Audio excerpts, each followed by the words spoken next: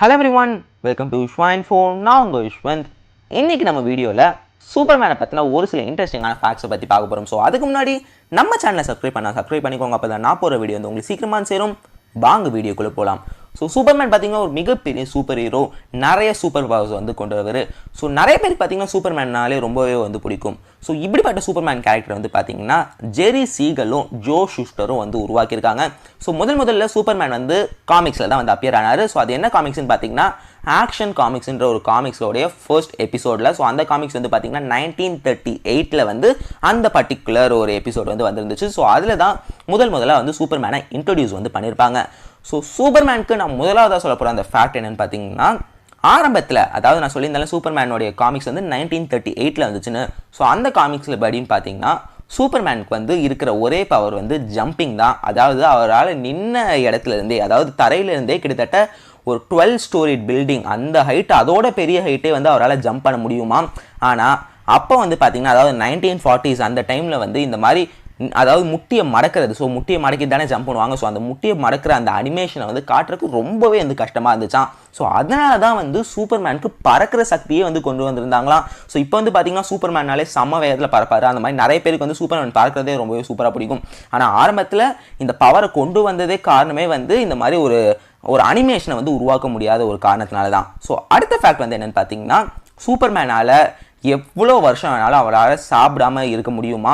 So அது காரணம் வந்து என்னென்னு பார்த்தீங்கன்னா, சூப்பர்மேன் உடம்புல இருக்க அந்த செல்ஸ் வந்து சோலார் எனர்ஜி, அதாவது சன்லைட்லேருந்து வர அந்த எனர்ஜியை பயன்படுத்தி கிட்டத்தட்ட வந்து பிளான்ஸ் வந்து எப்படி உயிர் வாழுது அந்த மாதிரி வந்து சூப்பர்மேனும் வந்து உயிர் வாழ்வாராம். அதாவது அவருடைய செல்ஸ் வந்து அந்த சன்லைட்டை பயன்படுத்தி ஃபுட்டை வந்து உருவாக்கும்.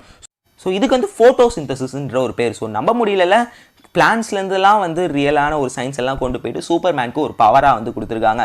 ஸோ அடுத்த ஃபேக்ட் வந்து என்னென்னு பார்த்தீங்கன்னா, சூப்பர்மேனுக்கு சோலார் ஃப்ளேர்ன்ற இன்னொரு பவர் இருக்கிறதா காமிக்ஸில் வந்து காமிச்சிருக்காங்க. ஸோ அந்த பவர் என்னென்னு பார்த்தீங்கன்னா, நான் ஆல்ரெடி சொல்லியிருந்தேன்ல, சூப்பர்மேனுடைய அந்த உடம்பு வந்து சோலார் எனர்ஜி, அதாவது சூரியன்லேருந்து வர அந்த எனர்ஜியை வந்து பயன்படுத்திட்டு ஃபங்க்ஷன் ஆகும் நான் சொல்லியிருந்தேன்ல. ஸோ அந்த சோலார் எனர்ஜியை வந்து ஃபுல்லாக வந்து அவர் அந்த எனர்ஜியை பேஸ் பண்ணி வந்து இந்த சோலார் ஃப்ளேர்ன்ற ஒரு இதை வந்து செய்வாராம். அது என்னென்னா, அந்த சோலார் எனர்ஜி எல்லாம் ஒன்றா வந்து கலெக்ட் பண்ணி ஒரு நியூக்ளியர் எக்ஸ்ப்ளோஷன் அளவுக்கு ஒரு மிகப்பெரிய எக்ஸ்ப்ளோஷன் வந்து உருவாக்குவாராம். ஸோ அந்த எக்ஸ்ப்ளோஷன் வந்து பார்த்தீங்கன்னா, அதாவது சூப்பர்மேனுடைய ஃபுல் எனர்ஜி, அவர் உடம்புல இருக்க எல்லா எனர்ஜியுமே வந்து பயன்படுத்தி வந்து இதை செய்வாராம். ஸோ இதை செஞ்சு முடித்து அடுத்த ஒரு நாள், அதாவது 24 மணி நேரத்துக்கு வந்து பார்த்தீங்கன்னா சூப்பர்மேன் ஒரு நார்மலான மனுஷனாக தான் இருக்க முடியுமா. அவருடைய பவர்ஸ் எதுவுமே வந்து அந்த 24 மணி நேரத்தில் வேலை செய்யாதான். ஸோ திரும்பியும் வந்து சூப்பர்மேனுடைய உடம்பு வந்து அந்த சன்லைட்டை வந்து எடுத்து அவருடைய உடம்பு வந்து ரீசார்ஜ் பண்ணி அந்த சூப்பர்மேன் பவர் வந்து கொடுக்குமா. ஸோ அவ்வளோ பெரிய சூப்பர்மேனுக்கே வந்து பயங்கரமாக வந்து பவரை யூஸ் பண்ணால் அவர் நார்மலான ஒரு ஃபோன் மாதிரி அவருடைய உடம்பு வந்து ரீசார்ஜ் பண்ணிக்கணும்.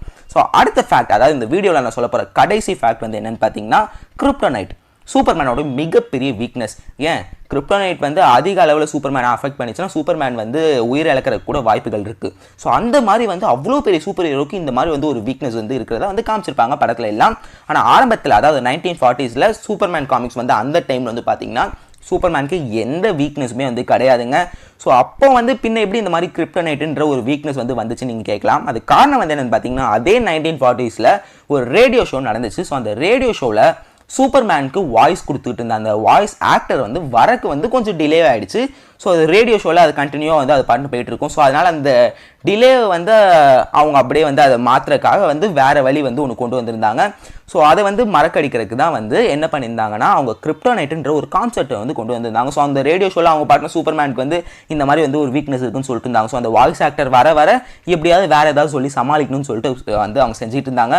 ஸோ அப்போ தான் வந்து இந்த கிரிப்டோனைட்ன்ற ஒரு வீக்னஸ் இருக்கிறதாகவும் அது வந்து சூப்பர்மேனுக்கு மிகப்பெரிய வீக்னஸ் இருக்கிறதாகவும் வந்து அந்த ரேடியோ ஷோவில் சும்மா வந்து எடுத்து வந்து சொன்னாங்க. ஆனால் அதுவே வந்து பிற்காலத்தில் வந்து சூப்பர்மேன் காமிக்ஸில் அது இன்க்ளூட் ஆகி அதுக்கப்புறம் வந்து அதுவே சூப்பர்மேனுடைய மெயின் வீக்னஸாக வந்து இருக்குன்னு வந்து யாருமே வந்து பார்க்கல. ஸோ நிச்சயமாக இந்த ஃபேக்ட் எல்லாமே வந்து உங்கள் எல்லாருக்குமே வந்து பிடிச்சிருக்கும் நம்புறேன். ஸோ இதெல்லாம் பற்றி தான் நான் இன்றைக்கி இந்த வீடியோவில் சொல்லணும்னு ஆசைப்பட்டேன்.